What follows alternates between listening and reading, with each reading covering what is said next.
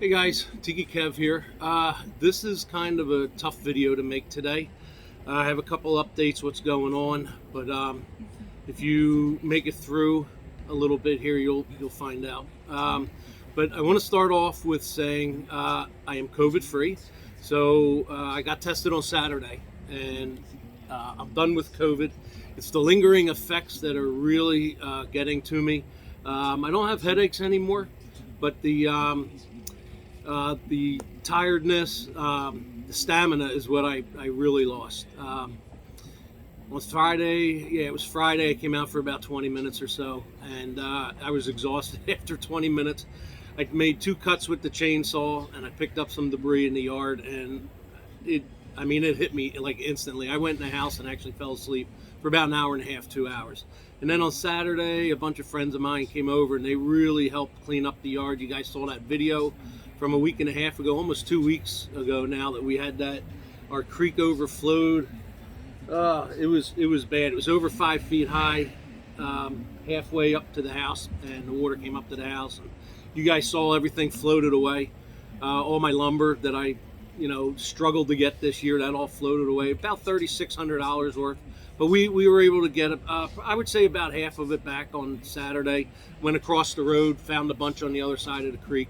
The water was so bad it actually went over the road, and we lost a lot of firewood, which I don't care about the firewood, but the lumber, our furniture, so many things actually went through the storm drain and up and over the road and wound up on the other side. But anyway, I want to thank my friends that came over and helped me on Saturday. You guys were awesome. And yeah, it was exhausting for me. I did what I could. Sunday, same thing. Landscapers came over. They were taking care of the yard because we have that big tournament coming up here in a couple weeks. So thankfully for them, they were all able to help. But the one thing I am not able to do right now, I am physically not able to get the rest of these projects out the rest of this year. I'm supposed to rest. I'm not supposed to really do much right now, only because of these stupid lingering effects. It's tough. I tried to go in the shop today. I was out there for a little bit, but I had to stop, take a break. I will be making phone calls. There's a couple people that know they won't be getting it until the spring. And at this point, we're past Labor Day. And by the time I can put a crew together and I'm actually feeling physically well enough to be able to travel and do this, I mean, the season's going to be over. So at this point, I'm suspending all deliveries for the rest of the season, and we'll pick up back in the spring again. Or if there's southern jobs and I'm feeling better, in December, January, we can knock some of those jobs out. We'll do that. But as of right now, for me, it's physically impossible. And I've never, ever had problems like this. This has got to be one of the worst years. Business was great as far as projects coming in. As you guys know, getting them out was horrible. Trying to find materials in the first half of the season was atrocious. We couldn't do it. And just finding people to help. Thankfully, my friends this year stepped in, on weekends and stuff like that, helped me get some projects done. And that's where we're at right now. So I am COVID free. Now, unfortunately, here's another issue arose. My youngest brother, I'm the oldest of six. I'm 56 years old. My brother, Patrick, is the youngest. He is 49. He just turned 49 in June. And he came down with COVID right about the same exact time I did. I think it was a day or two after I found out I had it that he was rushed to the hospital, which was just a couple weeks ago. And unfortunately, he succumbed to the COVID. He had major complications, and he passed last night at 11:10 p.m. last night. So our family's now dealing with that. It's a shame. He's the youngest. He's the only one of us that didn't make 50. But again, he has some major complications, and it just didn't go well for him. All my family now. My brother lives out in Indiana. He was in a hospital in Ohio. They have to get him back there. But for my family out there, we've all been in contact. We've been talking. ever since he went into the hospital. Unfortunately, for the first week and a half, 2 weeks, I had no idea he was even there and that he was that bad. It's only the last week or so that I found out he was there and how bad he was actually doing.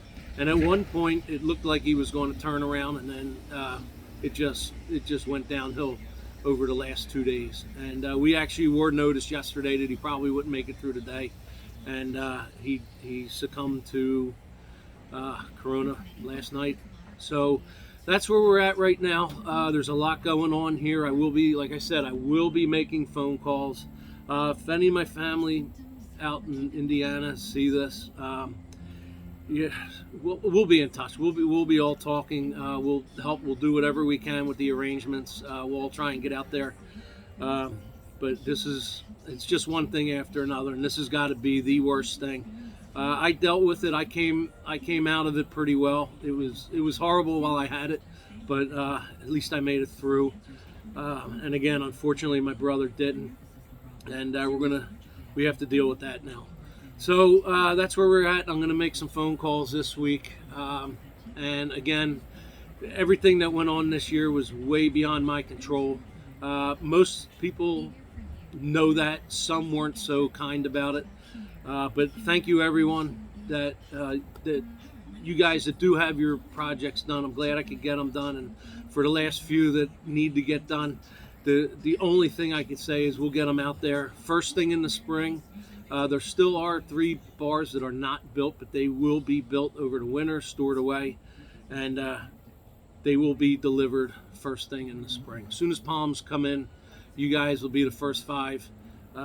Abbott, you are the very next one, so you will be first, and it'll still go in the same order. But unfortunately, I have a lot to deal with here.